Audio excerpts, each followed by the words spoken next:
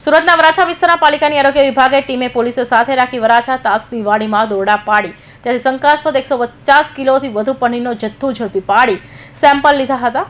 સુરતમાં લોકોના આરોગ્ય સાથે ચેડા કરનારાઓ સામે આરોગ્ય વિભાગ લાલાક કરી છે ત્યારે સુરત મહાનગરપાલિકાના આરોગ્ય વિભાગની ટીમે વરાછા પોલીસની ટીમને સાથે રાખી વરાછા તાસની વાડીમાં દોરડા પાડ્યા જ્યાંથી શંકાસ્પદ 150 કિલોથી વધુ પનીરનો જથ્થો મળ્યો હતો જેથી આરોગ્ય વિભાગની ટીમે પનીર જથ્થાના સેમ્પલો લઈ ટેસ્ટ માટે લેબમાં મોકલી આપ્યા હતા। તો પોલીસે અને પાલિકાની ટીમની કામગીરીને લઈ અખાધ વસ્તુ વેચનારોમાં ફફડાટ જોવા મળ્યો હતો। હું DK Patel, food safety officer, Surat મહાનગરપાલિકા। સર, વરાછા વિસ્તારમાંથી કઈ પનીરનો ડુપ્લિકેટ પનીર જપ્ત કરવામાં આવ્યું છે, કેટલો માલ છે અને કઈ રીતે કાર્ય છે?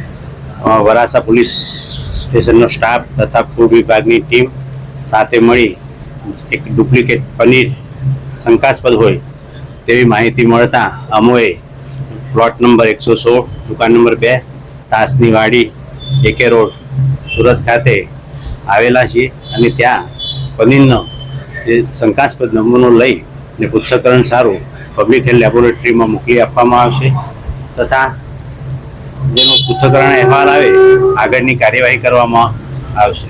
કેટલો માલ છે? આશરે 150 કિલો જેટલો પનીરનો જથ્થો છે।